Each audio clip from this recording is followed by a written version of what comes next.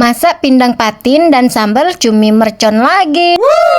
Halo mams, assalamualaikum. Dan seperti biasa ya mam, kalau kita masak itu kita siapkan dulu bahan-bahannya. Dan karena di rumah itu ayah sama suami aku itu suka banget sama sambal cumi, ya sudah di sini aku masakkan lagi. Dan alhamdulillahnya aku beli cumi kemarin ya mams, dapat harga murah, 1 onsnya itu 10.000, jadilah ya lumayan. Biasalah emak-emak itu penuh perhitungan ya mam. Kalau masalah perut emak-emak ini nggak perhitungan, tapi masalah duit perhitungan banget loh mam.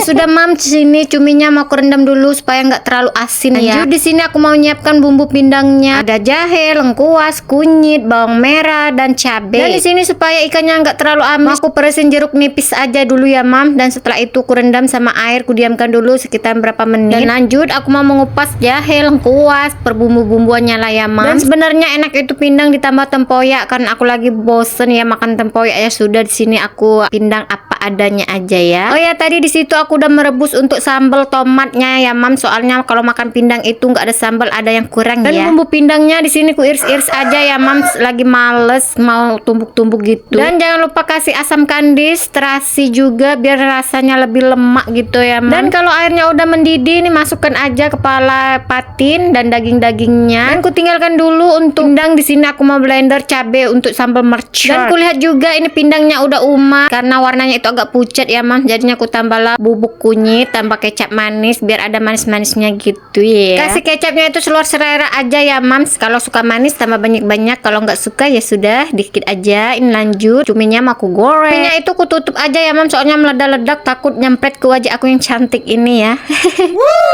Dan pindangnya aku icip-icip gimana rasanya. Mantap. Dan alhamdulillah pindangku udah masak. Ini aku siapkan daun kemangi, daun bawang sama tomat. Kalau mau makan aja tinggal kita tabur ya mams di atasnya.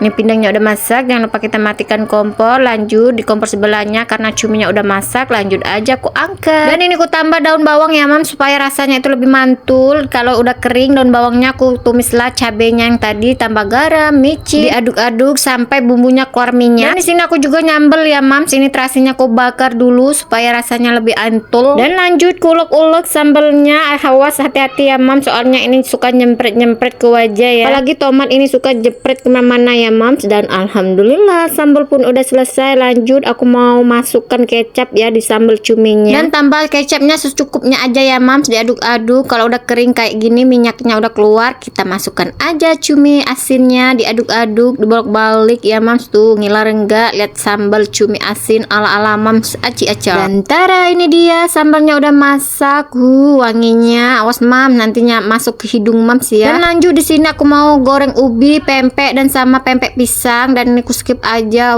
Alhamdulillah ya mams, cemilanku di sore hari. Dan ini pun tak terasa ya mams, aku ngoceh-ngoceh terus dan tak terasa juga udah akhir video. Terima kasih ya mam. Assalamualaikum.